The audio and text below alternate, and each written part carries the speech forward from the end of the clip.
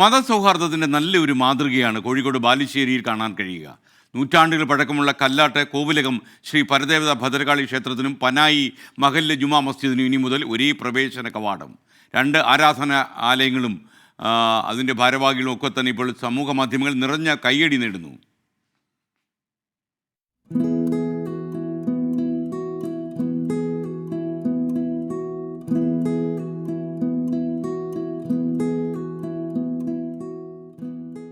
മതം പറഞ്ഞ് കലഹിക്കുന്നവർക്കും കലാപങ്ങൾക്ക് കോപ്പുകൂട്ടുന്നവർക്കും ഈ മണ്ണിൽ ഇടമില്ല എന്ന് ഉറക്കെ പറയുകയാണ് കല്ലാട്ട് കോവിലകം ശ്രീ പരദേവത ഭദ്രകാളി ക്ഷേത്രത്തിന്റെയും പനായി മഹല്ല് ജുമാ മസ്ജിദിന്റെയും ഭാരവാഹികൾ. കൊയിലാണ്ടി താമരശ്ശേരി റോഡിലെ ഈ പ്രധാന കവാടം മാനവിക ഐക്യത്തിന് പ്രചോദനമാണ്.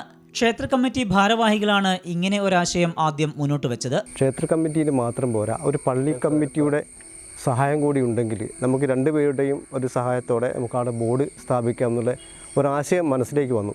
പള്ളി കമ്മിറ്റിയിലെ എല്ലാ ആളുകളും പരിപൂർണമായിട്ടും ഇതിന് പിന്തുണ പ്രഖ്യാപിച്ചു. പള്ളി കമ്മിറ്റി ഭാരവാഹികളും സമ്മതമറിയിച്ചതോടെ പിന്നെ എല്ലാം ദ്രുതഗതിയിലായിരുന്നു. ഈ നാടിൻ്റെ സാഹോദര്യവും ഈ സ്നേഹവും ഈ കരുതലും ഒക്കെ അതിൻ്റെയൊക്കെ ഒരു ബാക്കി പത്രമായിട്ട് ഈ ഒരു നാട്ടിൽ, ഈ ഒരു ഗ്രാമപ്രദേശത്ത് ഇത്തരം ഒരു അടയാളപ്പെടുത്തലുകൾ ബാക്കിയാവണം എന്ന ഒരു ചിന്ത ഞങ്ങളുടെയൊക്കെ മനസ്സിൽ വന്നതിൻ്റെ അടിസ്ഥാനത്തിലാണ് ഈ ഒരു സ്നേഹ കവാടം. നബിദിനമടക്കമുള്ള ആഘോഷങ്ങൾക്ക് ക്ഷേത്രം മേൽശാന്തി ബാലചന്ദ്രൻ തിരുമേനിയടക്കം പള്ളിയിലെത്തുന്നതും പള്ളിയിലെ ഉസ്താദ് അബ്ദുൽ നാസർ മുസ്ലിയാർ ക്ഷേത്ര ചടങ്ങുകൾക്ക് എത്തുന്നതും ഇവിടുത്തെ മനോഹര കാഴ്ചയാണ്.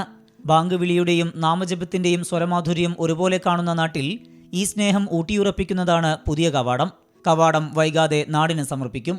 സമീർ സി മുഹമ്മദ്, 24 കോഴിക്കോട്.